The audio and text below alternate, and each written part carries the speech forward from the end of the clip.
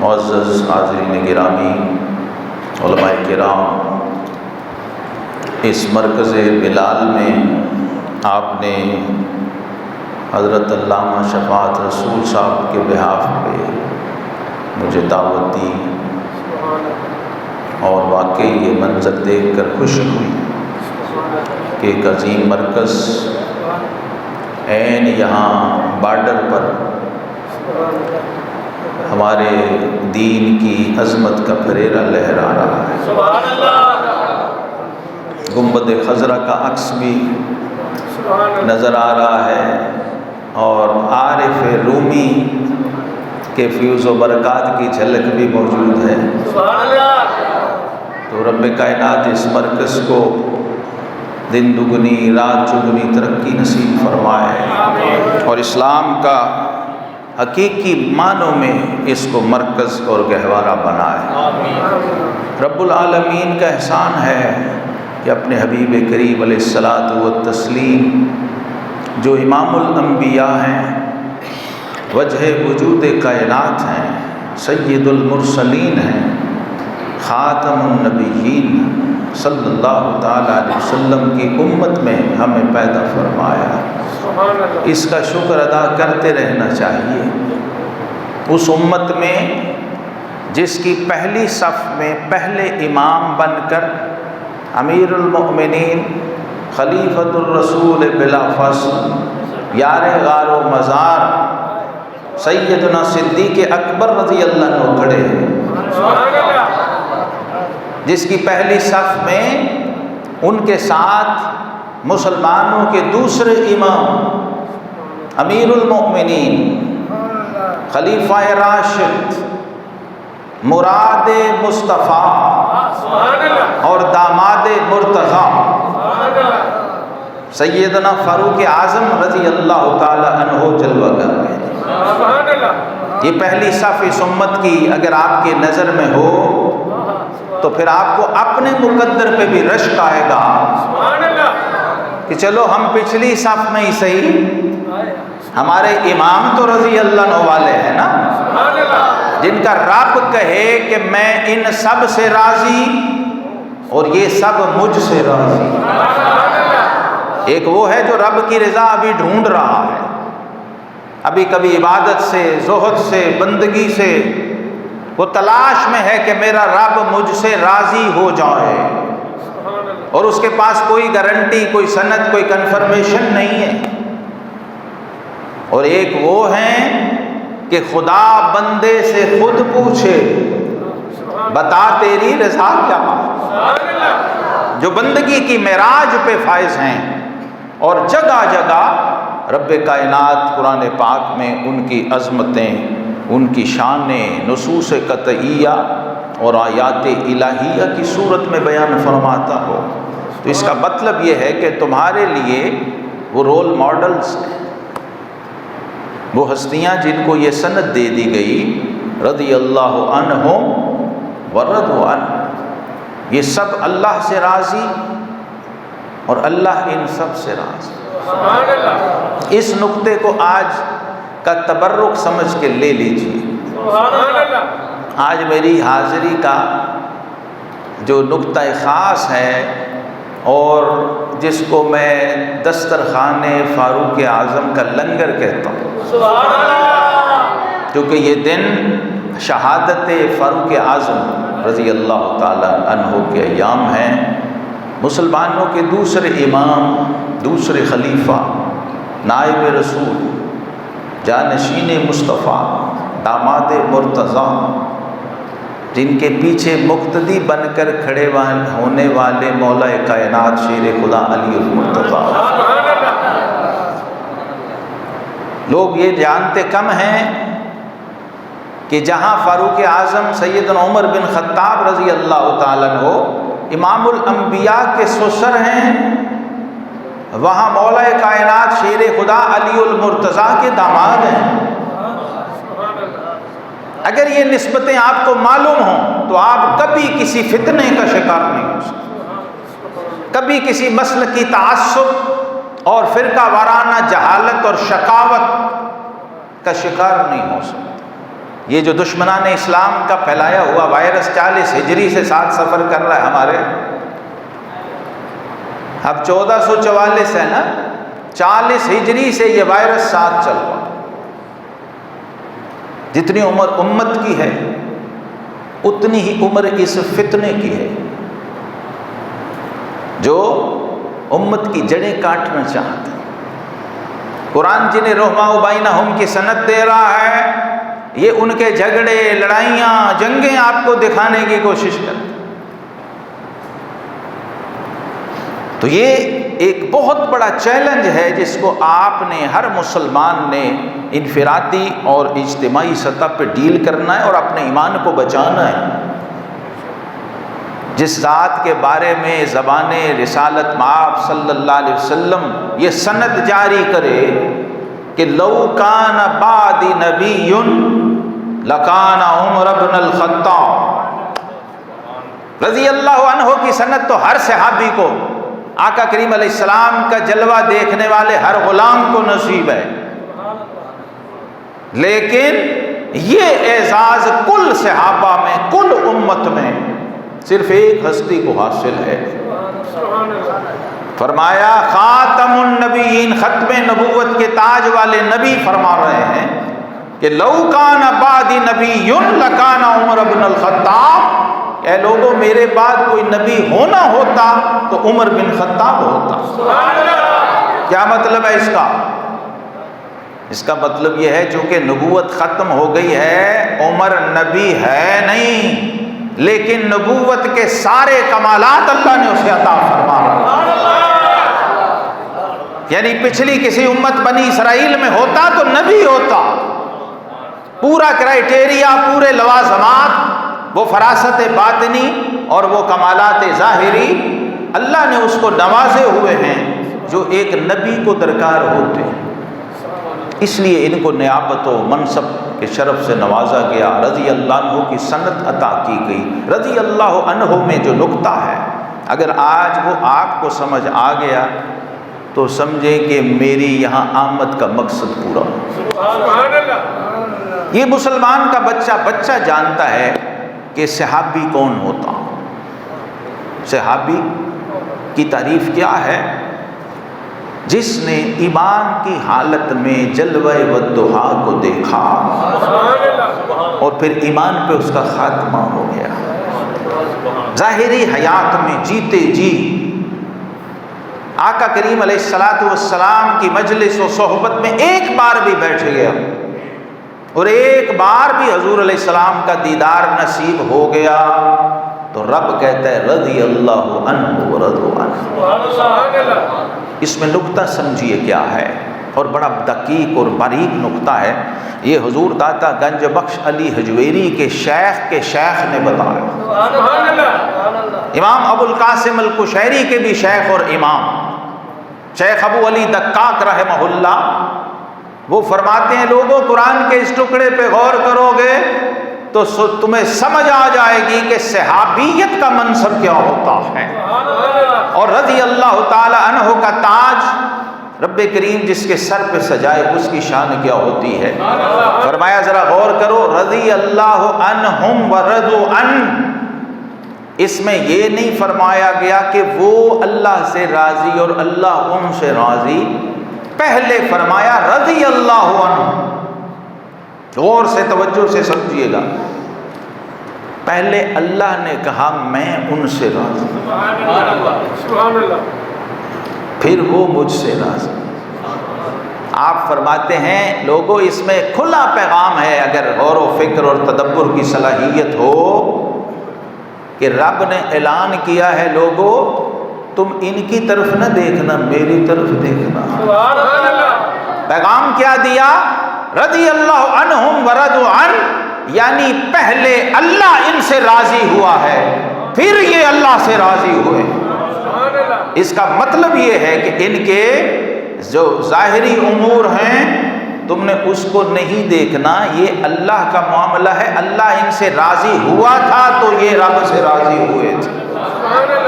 اور ہمارے لیے بھی یہی فارمولہ دیا ہے کہ جب تمہارا رب تم سے راضی ہوتا ہے نا تو اپنی رضا کے رستے پہ تمہیں چلا دیتا، سبحان اللہ۔ اور جب رب ناراض ہو جائے تو لاکھ آوازیں آتی رہیں، لاکھ آواز ہوتے رہیں، لاکھ تقریریں اور خطبے ہوتے رہیں، وہ ٹس سے مس نہیں۔ یہ نشانی ہے، یہ علامت ہے۔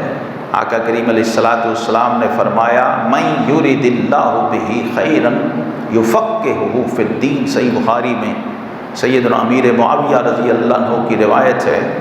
آقا کریم علیہ السلام نے فرمایا کہ اللہ جس کی بھلائی کا ارادہ فرما لے تو پھر اسے اپنے دین کی سمجھ عطا فرما، دین میں تفقہ اور فہم عطا کر دیتا ہے۔ اگر دنیا میں آپ نے یہ دیکھنا ہو کہ میرا رب مجھ سے راضی ہے یا نہیں، اور رب کا ارادہ مجھ سے بھلائی کا ہے یا نہیں، تو آپ یہ دیکھ لیجئے کہ میرا دین کی طرف میلان ہے یا نہیں۔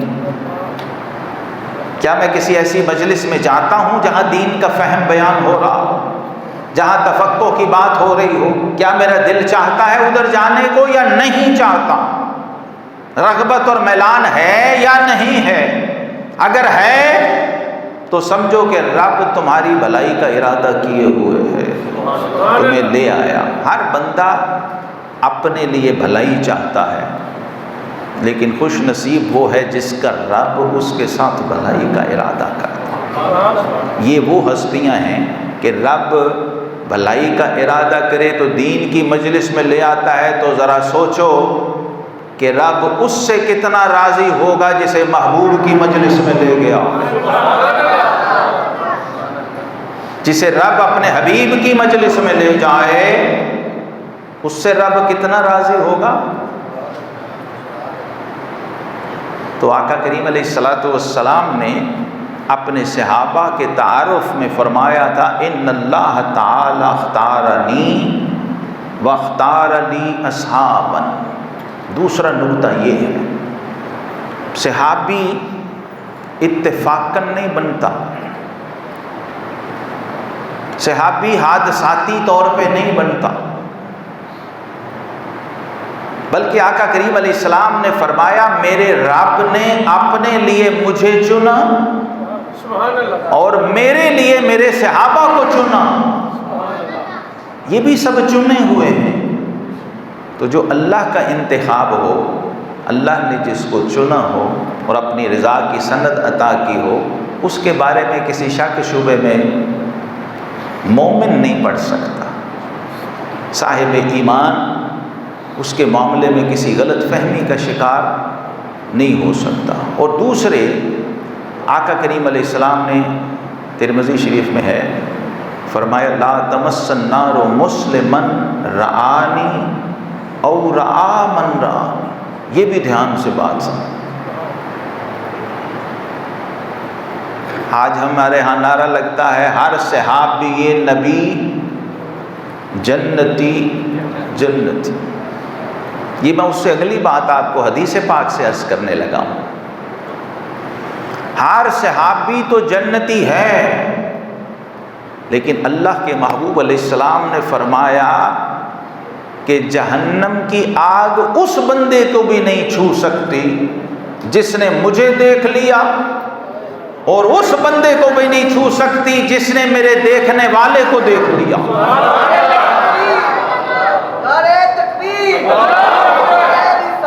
یا رسول اللہ، یا صدیق اکبر، یا صدیق اکبر۔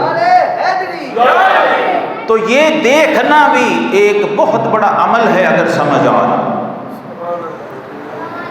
ہمارے دین نے لوگوں ہمیں دیکھنا بھی سکھایا ہے، اور یہ صحابیت ساری اسی دیکھنے سے جڑی ہوئی ہے۔ جس نے آ کے دیکھ لیا وہ صحابی بن گیا، اور جو نہ دیکھ سکا وہ بڑے مرتبے پہ ہو کے بھی، ویسے کرنی کے منصب پہ ہو کے بھی وہ صحابی نہ بن سکا، کیونکہ دیکھا نہیں۔ تابعی ہے، خیر التابعین ہے، یہ بھی پیمانہ ہے۔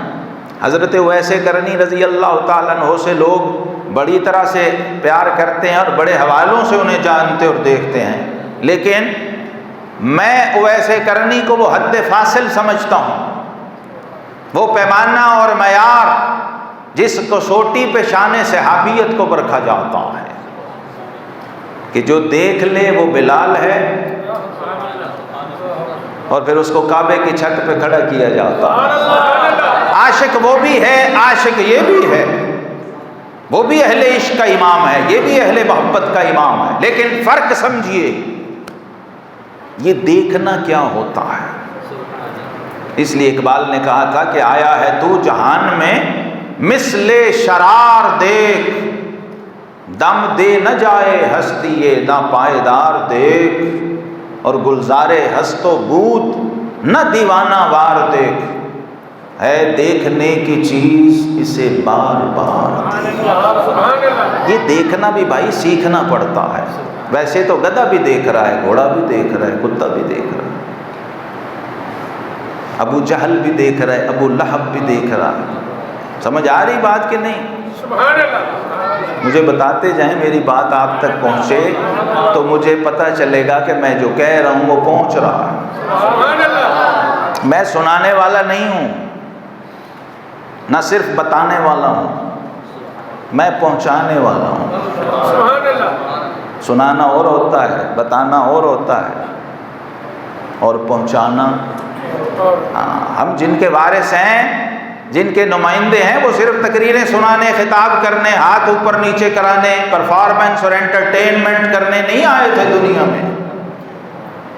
یہی فرق ہے عالم میں، جینون سکولر میں اور انٹرٹینر میں۔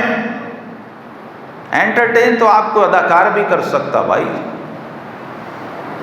وارث انبیاء جسے اس ممبر پہ بیٹھنے کی اجازت ہے، اس کا کام صرف پرفارمنس نہیں ہے، بلکہ جو اللہ اور اس کے حبیب علیہ السلام نے فرمایا اسے امت تک پہنچانا ہے۔ یہ قرآن میں بار بار آتا ہے، وما علی الرسول الا البلاغ وما علینا الا البلاغ، لیکن افسوس کہ ہم نے اس کو نہیں سمجھا۔ جو وارثان ممبر و محراب تھے انہوں نے بس سننے سنانے پہ اکتفا کر لیا، لیکن آپ کی ڈیوٹی صرف سنانا نہیں ہے۔ امام الانبیاء نے جو خطبہ دیا تو پوچھا لوگوں سے، حل بلغت؟ امت سے نبی پوچھ رہا ہے، کیا میں نے پہنچا دیا؟ گواہی لی۔ سب صحابہ کرام علیہم رضوان، تقریباً 1,14,000 صحابہ اس خطبے میں تھے، اس حج میں تھے۔ سبحان اللہ۔ انہوں نے گواہی دی، میرے آقا بے شک آپ نے اللہ کا پیغام پہنچا دیا ہمیں۔ سبحان اللہ۔ تو فرمایا اللہم اشہد، اے اللہ تو گواہ ہو جا کہ میں نے تیرا پیغام تیرے بندوں تک پہنچا۔ یہ جو دین ہے نا، یہ اللہ کی حجت ہے، آپ تک جو پہنچ رہی ہے یہ اللہ کی حجت ہے قیامت تک، کہ میرا پیغام تم تک پہنچا تھا، پھر تم نے اس پہ عمل کیا یا نہیں کیا۔ تو جب پہنچ جایا کرے تو بتا دیا کرے کہ پہنچ گیا ہے۔ سبحان اللہ۔ مقصد صرف یہ داد لینا نہیں ہوتا، یہ سبحان اللہ جو ہے جب سبحان کے لیے نکلے گی تو جنت میں درخت لگے گا۔ سبحان اللہ۔ ہاں، اگر انسان کے لیے نکلی تو درخت کوئی نہیں لگا۔ خطیب کے لیے نکلی، نقیب کے لیے نکلی، ناخوان کے لیے نکلی، اس پہ درخت نہیں لگے گا، کیونکہ ہمارے دین کی بنیاد یہ ہے، انما الاعمال بالنیات وانما لکل امرئ ما نویٰ۔ بندے اجر صرف اس عمل کا ہے جو تو نے رب کی رضا کے لیے کیا۔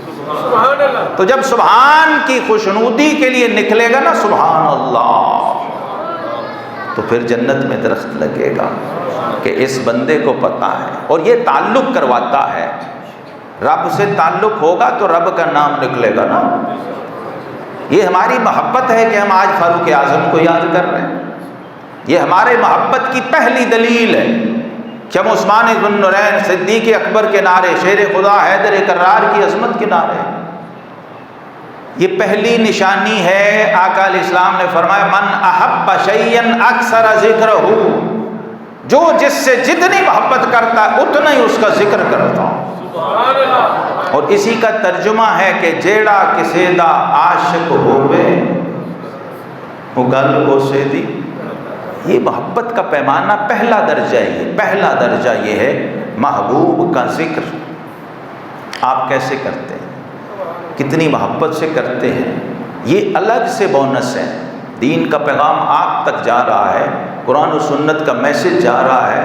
اگر آپ اس کا اضافی فائدہ اٹھانا چاہیں تو پھر اپنا نام رجسٹرڈ بھی کروا لیں کہ مولا میں صرف سن نہیں رہا تھا، میں ان کا عاشق بھی تھا. سبحان اللہ. وہ جو تیرے پیارے ہیں جن سے تو راضی ہے مولا میں بھی ان سے راضی. تو سیدنا فاروق اعظم رضی اللہ تعالیٰ کا چونکہ ایام شہادت ہیں، 26 ذوالحجہ کو عین نماز کے دوران آپ کو شہید کیا گیا. فجر کی نماز کی امامت فرما رہے تھے جب حملہ کیا گیا، زخمی ہوئے. اور پھر آخری رات جو ذوالحجہ 29 ذوالحجہ تھی اس وقت سن 23 ہجری میں، اور محرم کی چاند رات تھی. ابھی تک یہ لوگ فیصلہ نہیں کر پائے تو الحمدللہ میں نے جب تحقیق کی تو یہ گتھی بھی سلجھ گئی. اور یہ آپ کو پتہ ہے کہ جب سورج غروب ہو جائے تو ہماری تاریخ شروع ہو جاتی ہے. جب ذوالحجہ کا چاند نکل آتا ہے، سورج غروب ہو جاتا ہے تو یکم محرم شروع ہو جاتی ہے. تو وہ دن یکم محرم کا تھا جب آپ کی شہادت، اور پھر اگلے دن آپ کی تدفین ہوئی. اب آخری بات سن لیجئے. آقا کریم علیہ السلام نے فرمایا تھا اللہ نے جس کا خمیر زمین کی جس ٹکڑے سے اٹھایا ہے اسی جگہ پر اس کی تدفین ہوگی اور اس کا مزار بنے گا. پہنچی وہیں پہ خاک جہاں کا خمیر تھا. حضرت سیدنا امام زین العابدین علی بن حسین بن علی رضی اللہ تعالیٰ عنہ علیہ السلام مدینہ طیبہ میں اپنے نانا کے روضے کے سامنے کھڑے. ایک شخص آیا، عرض کیا ہے امام یہ بتائیے کہ بارگاہ رسالت میں شیخین یعنی صدیق اکبر اور فاروق اعظم کا مقام کیا تھا؟ تو قربان جائیے اس امام کی شان امامت پر. امام حسین کے لخت جگر اور شیر خدا کے پوتے اور نور نظر نے جو تعارف کروایا ہے وہ معراج ہے شیخین کے تعارف کی. میں اس لیے تبرکاً اسی پہ بات کو سمیٹ رہا ہوں. آپ نے کندھے سے پکڑ کے اس کو پھیرا، بتایا نہیں دکھایا. سبحان اللہ. ایک ہوتا ہے بتانا یہ شان ہے، یہ مقام ہے، یہ مرتبہ ہے، لیکن امام نے اپنی شان کے مطابق جواب دیا. اہل بیت اطہار کے اور آل رسول کے اس چشم و چراغ نے شیخین کی عزت و ناموس کا پہرا بھی دیا اور اس نانا کے امتی کو ان کا مرتبہ بتایا نہیں، آنکھوں سے دکھایا.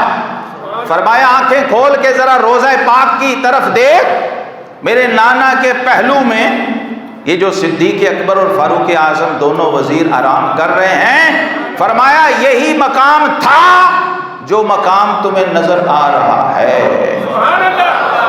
اب یہ قیامت تک مخلوق خدا دیکھتی رہے گی. آقا کریم علیہ السلام نے وہ منصب اور وہ مرتبہ دے دیا اپنے ان شیخین کو، ان وزیروں کو، کہ اب قیامت تک جو روزے پہ آئے گا بارگاہ رسالت میں سلام کرے گا، ساتھ ہی صدیق اکبر اور ساتھ ہی فاروق اعظم رضی اللہ تعالیٰ کو سلام کرے گا. اس لیے ہمارا عقیدہ یہ ہے کہ نام آتے ہی، یہ بھی سید زادے نے کہا، نام آتے ہی ابو بکر و عمر کا لب پر تو بگڑتا ہے وہ پہلو میں سلائے ہوئے.